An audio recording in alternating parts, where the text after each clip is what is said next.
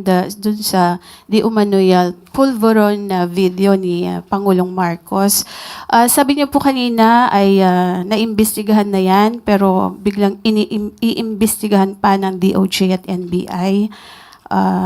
At napatunayan na po na ito ay fake dun po sa isinagawang pagsusuri from yung Indian company. Wala po bang plano ang Malacanang, especially ang Pangulong Marcos, na magpa-hair follicle test na siyang hinihingi po para matuldukan na itong issue po ng di umano'y paggamit ng ipinagbabawal na gamot ng ating Pangulo?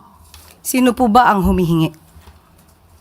Marami po sa ating mga kababayan ang sa social media na nagre-react dito po sa ipinapalabas na video na ito. Actually, parang na-die down na po ito before dahil nga sasabi nga na Malacanang it's a fake.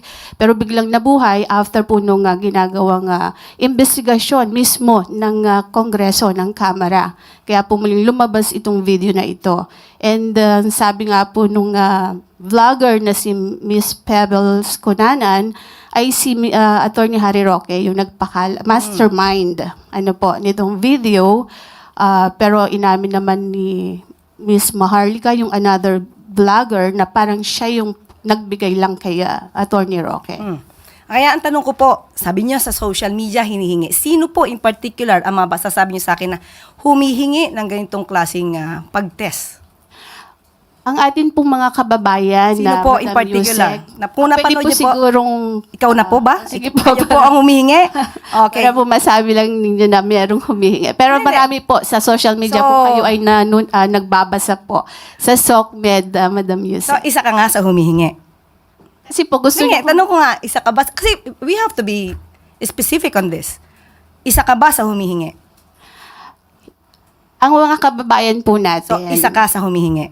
Actually, I'm a journalist. Hindi Yes, nga, naman po tanong ko ako humihingi. Pero parang gusto ninyo na meron lang kayong basihan. basihan. Sino nga po? Kasi sabi niyo po kanina, ay napanood yun niya yata sa social Opo, media. Madam Sino po? Yusek, syempre kami po ay mga Pilipino rin. As a journalist, gusto po namin na hindi fake news. Yun pong aming ibabalita sa taong bayan. Okay, so humihingi po.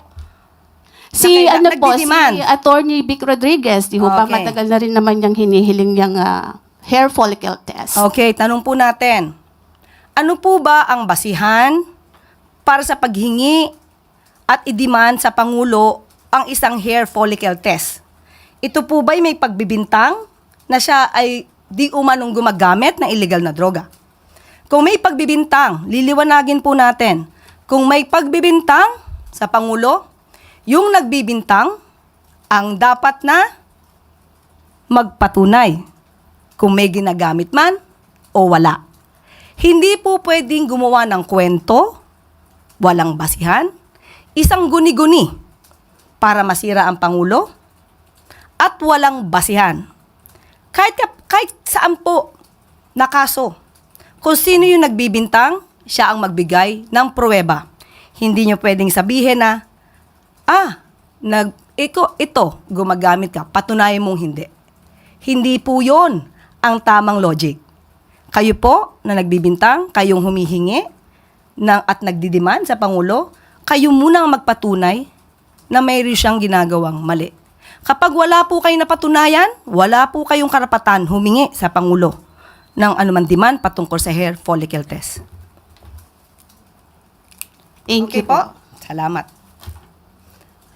At dito po nagtatapos ang ating briefing. Maraming salamat, Malacanang Press Corps, at magandang umaga para sa Bagong Pilipinas.